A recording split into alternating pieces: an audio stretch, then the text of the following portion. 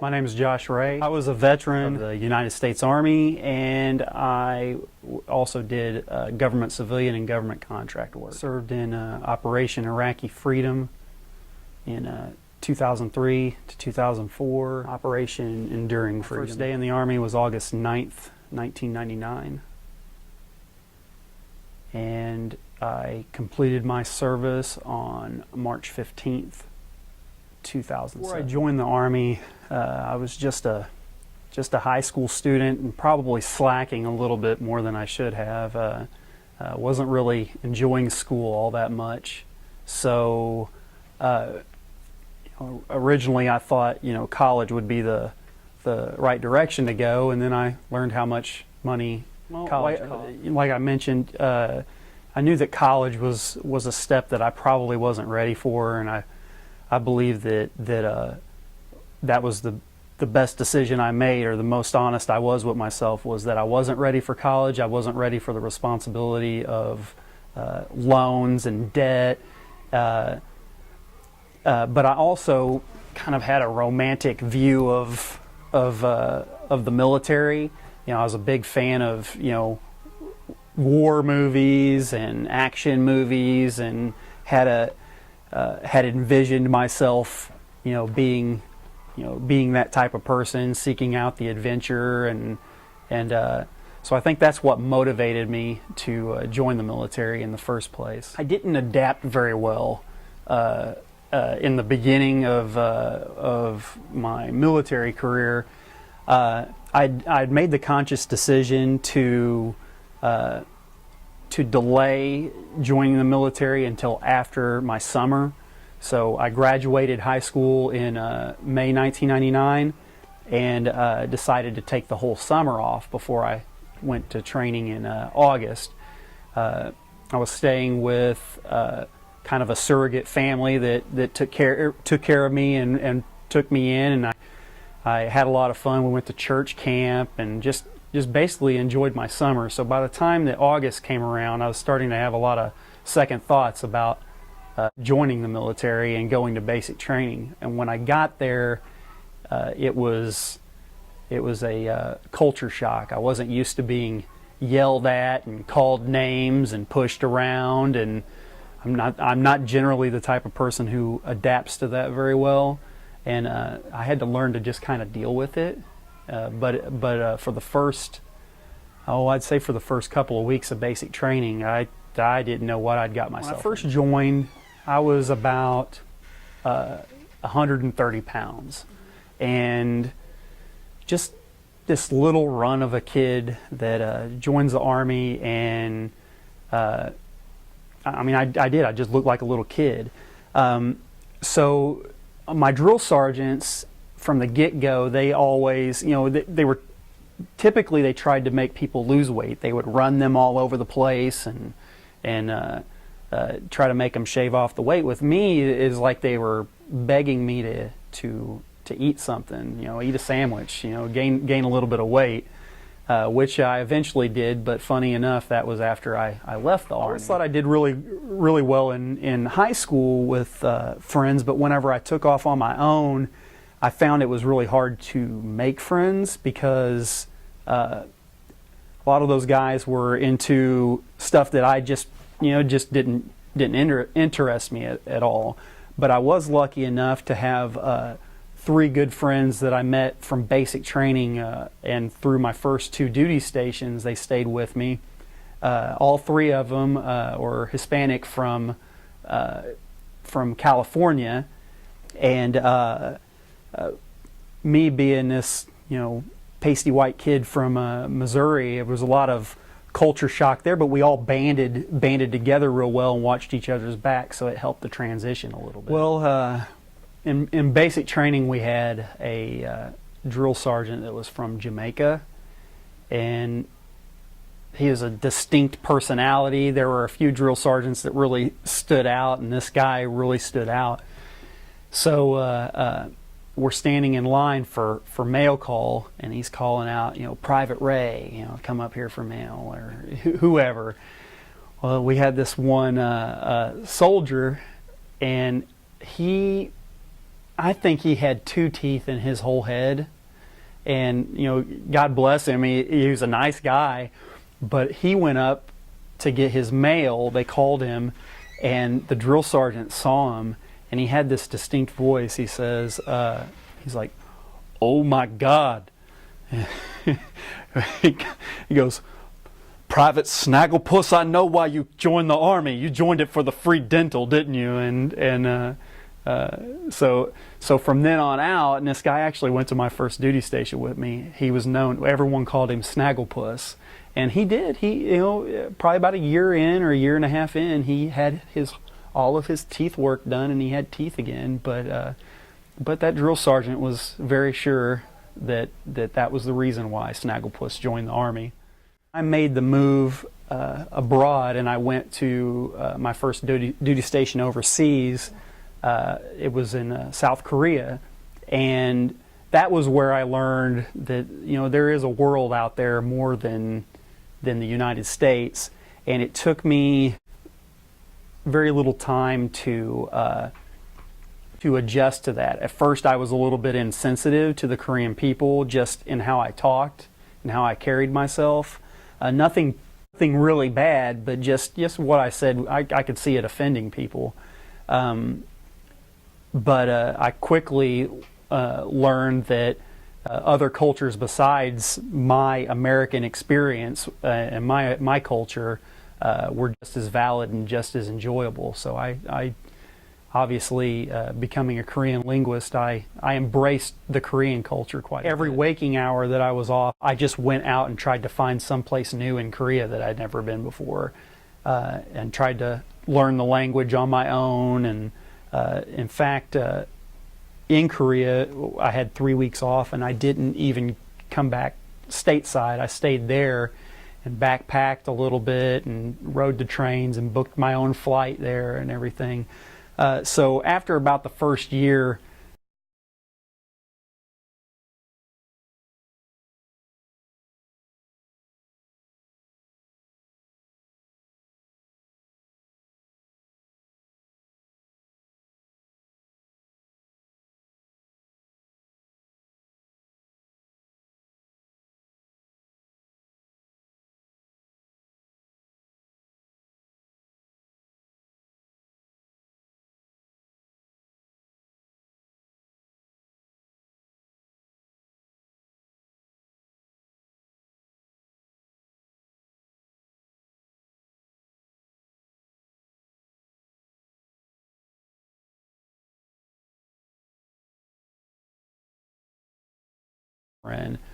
and she wasn't home. It went to answering machine, and when I hung up the phone and went to go dial another, the guy behind me was freaking out because I'd used my time, which I had spent like 30 seconds on.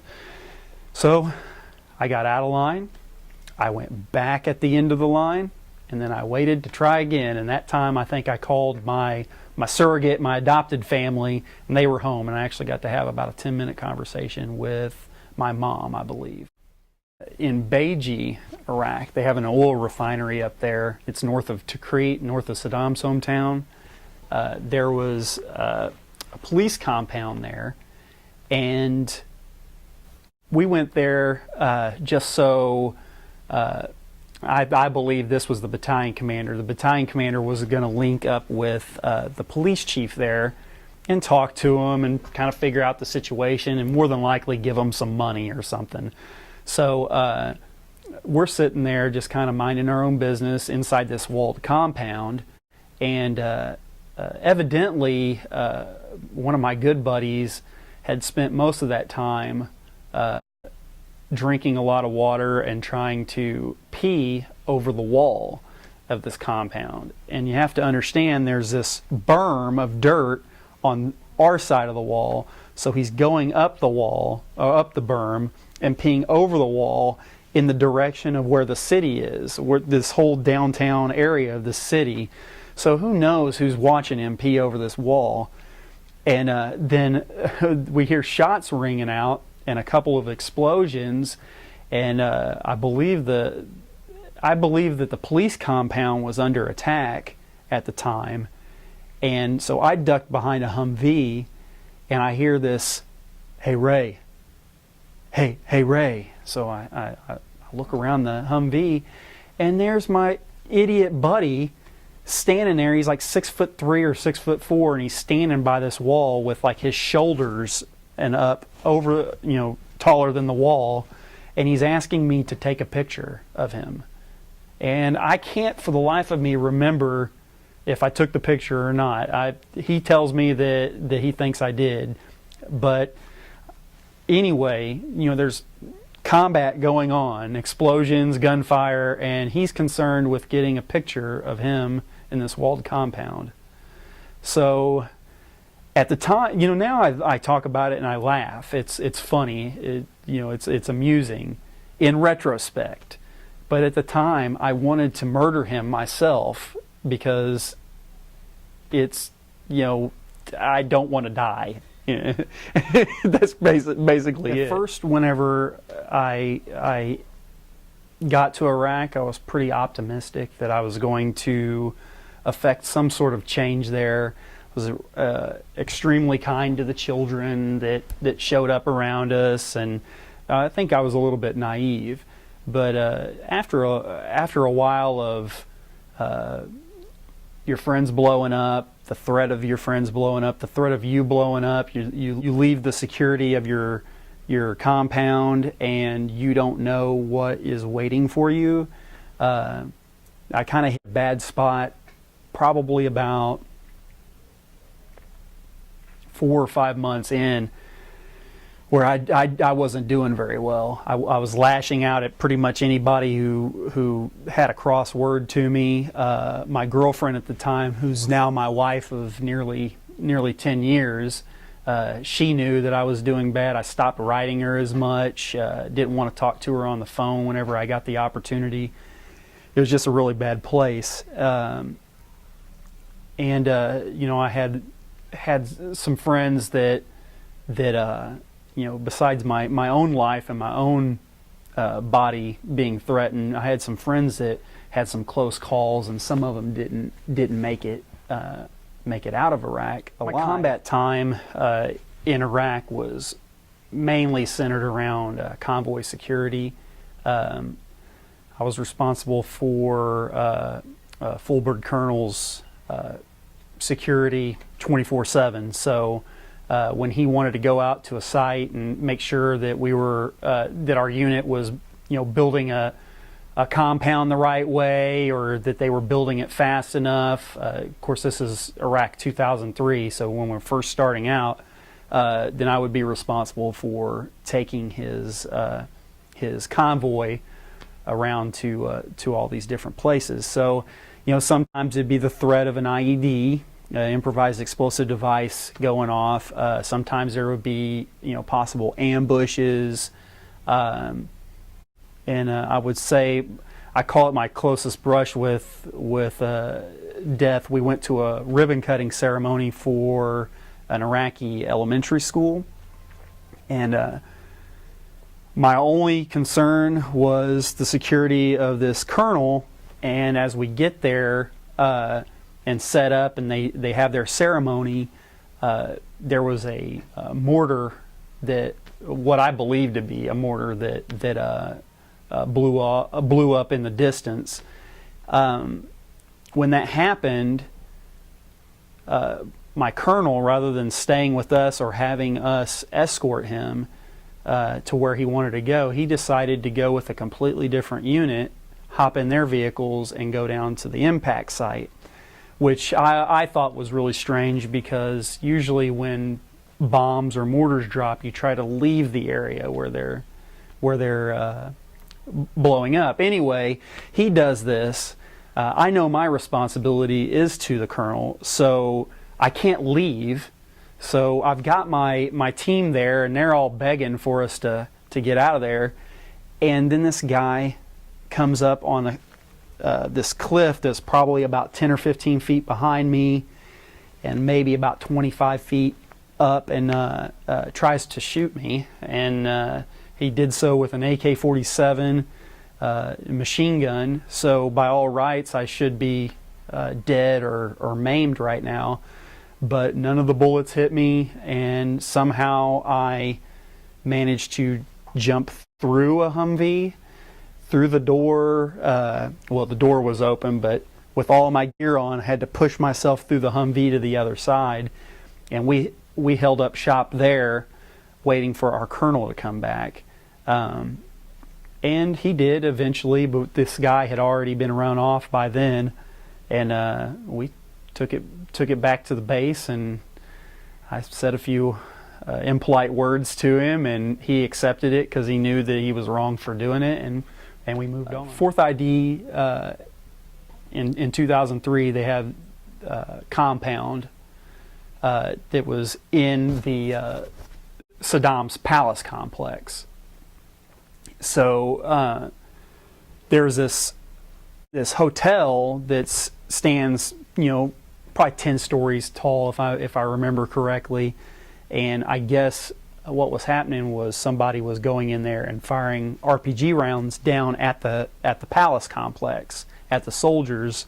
So our unit was tasked with blowing up this hotel so that there wasn't this place for them to fire at us anymore. Well, while the unit was setting all this stuff up, I started to notice that everyone was focused on watching this hotel blow up. They weren't paying any attention to anything else.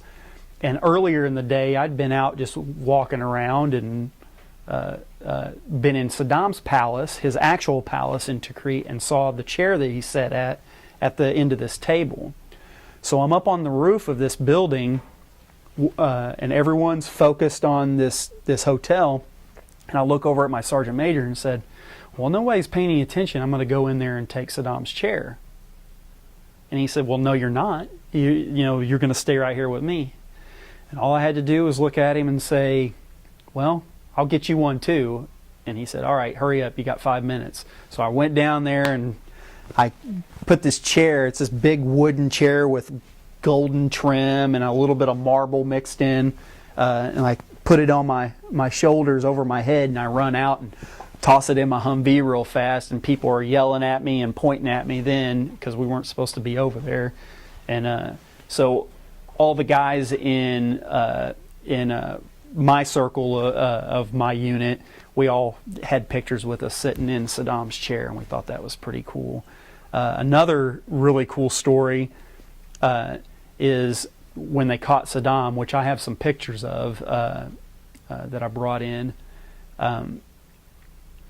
They gave us the grid coordinates for where they caught him, and I plotted it on the map, and I was just astounded because my convoy drove through there 10 times a week, either headed one way or the other by this grove of trees on the other side of the Tigris River from his palace compound, that's where he was caught. We drove by it all the time, and I still to this day joke about when we would hit the village on the other side of this grove of trees headed one way towards Samarra, we would always hear the kids yelling about Saddam. In my mind, I see them waving their hands in the air and saying Saddam, Saddam. Well, you hear that all the time. They'd say Saddam donkey, Saddam this, whatever broken English they could come up with. And so we would just be, oh yeah, Saddam whatever, Saddam donkey. But we all joke now that they were probably trying to tell us that Saddam was over there, and we're just like, whatever, just keep driving like it's no big deal. I was on a contract in Iraq towards the end of when our forces were there. I was doing screening interviews for base security, and I kind of saw the writing on the wall that we were withdrawing troops. So as they were drawing down forces, I decided that I would leave. So I ended my contract then, rather than staying there and worrying about the security situation. In 2004, coming back from Iraq, I we took a convoy down from Iraq to Kuwait, and I was there for longer than pretty much anybody else in my unit, helping get the vehicles loaded up and all of our equipment locked up and ready to ship. And then I took a private flight, I took a commercial flight from Kuwait to Seattle. I think we stopped in Detroit and maybe Maine on the way. But when I hit the ground in Seattle, I don't think I was in the States for a full 24 hours, and I jumped in my car and drove it all the way to Missouri from Seattle. Then I went through this whole range of just being mad at our government for sending us over there, being mad at the brass and the leadership of the military for some of the situations they put us in. And then, coming back, this is the United States of America. This is the greatest country on the face of the planet, and everybody else has moved on and they've done, whatever they want to with their lives, and it's just a blurb on the TV. So when you come back and you have all these strong emotions concerning what you've seen and what you've done and what your friends have went through with you, and everybody else acts like it doesn't happen, or at best all they're saying is, well, thank you for your service. It can eat at you. I was fully prepared for civilian life. It wasn't as regimented. When I entered the workforce, I actually worked a corporate job for 3 months. And I say 3 months because that was all I could take of it. The people that I worked with, there wasn't that team building. No one was really concerned about you, and they didn't want you to be concerned about them. They just wanted to collect their paycheck and go on, and they wanted you to do worse than them so that they could collect more money than you. So that took a lot of adjustment. The bills that I had to deal with it took a lot for me to adjust to that, because now there were expenses. I had to worry about health insurance. I had a family, and then I went through a phase where, I drank a lot. I never was a drinker, and I drank, and I just didn't want to deal with life. And thank God that I was one of the few who had a good, God-fearing wife that, she stuck with me and dealt with the bad and pulled me through the worst time. I learned a lot in the military, but one thing that I'd be remiss to not talk about is that I actually know how to iron my clothes and do my own laundry and make my own bed. When I first joined the Army, all my friends, they still call me to this day. It's been 13, 14 years. They still call me Wrinkle Bomber, because they say it looked like, when I wore clothes or when I wore my uniform, it looked like someone threw a wrinkle grenade into my closet and it just destroyed my clothes. And I learned that carried that wasn't a very good first impression. So I started learning how to make my clothes look better, make myself a little bit more presentable. I think that being in war and being in combat, for me, has shaped the way I parent, for sure. I tend to, where somebody would just let their children watch a cartoon or watch or play video games and just accept it as just cartoon violence or some cartoon situation, I find myself reminding my children and instilling in them that war isn't glamorous. War isn't this great fun action movie that no one is really hurt in. That there are unintentional and intentional consequences to combat and attempting to kill somebody or attempting to defend yourself from someone taking your life. It's also made me a little bit less tolerant of just coasting, of just accepting my lot in life at that particular time. I always want to be enjoying myself. I always want to have more time with my family. I want to do things that make me happy. And sometimes that causes me a little bit of grief, but I've learned that I could be doing things a lot worse, and I don't want to revert back to to those circumstances. I want to push forward and enjoy what is left of my life, and not have to feel like everything is a life and death situation. If I had one thing to pull away from my military experience, it would be the friends that I made. Leaving high school, I mean, I've got some friends that I talk to and a little bit, but the friends I made in the military, they're my friends for life. We still talk. In fact, my best friend is a guy that I met in basic training. We went to Fort Lewis, Washington together. We went to Korea together. He got out of the Army after 3 years, and I stayed in for another 5. And we still talked, and we were still friends. And 2 of the last 3 holiday seasons, he's actually traveled from California to Missouri to stay with me and my family. That's a bond that you can't break. And that's a bond that had nothing to do with combat. That was just military. And then I've got my friends who I served with in combat, who when they have a bad day, they're not afraid to tell me about it. They know that I understand. And if I'm having a bad day, I've learned that even if my own family doesn't understand, I can talk to them and say, this is what's going on. And they understand, and they can talk me down from my bad times, and I feel like I can do the same with them.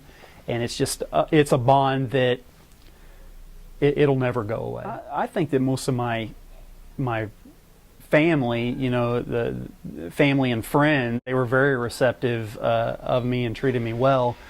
But the funny thing is about the current war situation is nobody else really cared. I came home and, oh well, there's nothing in the paper about me since I wasn't blown up or gunned down, so who cares? It only mattered if I was hurt really bad. So I'm very thankful that I wasn't hurt extremely bad in combat, but at the same time, you don't get any recognition unless you are, at least around here. I received Army Commendation Medal. I believe 3. I received 3 Army Achievement Medals. The Good Conduct Medal, I received 2 of those. Also, give me a second here and I'll think of the name of it. As you can tell, I really put a lot of stock in the awards I got. It's the I think it's called the Combat Service Badge. As much as I talk about what I've done in the military, and all soldiers like to receive recognition. All soldiers, veterans, they want to receive recognition. It feels good to receive recognition for what they've done, especially whenever they've served in combat. But never in a million years will you hear me say that what I did was any more heroic or any more difficult than what our armed forces, our soldiers, our Marines, our airmen did in Vietnam or the Korean War or World War II or World War I. You never believe that what we're going through now is worse than what they did. The things that they did in World War II and the Korean War and in Vietnam, just indescribable. The things that these days you have people who try to get out of those situations, and those men put their lives on the line near certain death. The beaches of Normandy, Iwo Jima, and then facing the Chinese waves in the Korean War, where you didn't have enough bullets to fight off the amount of people that were coming at you. Those men are my heroes.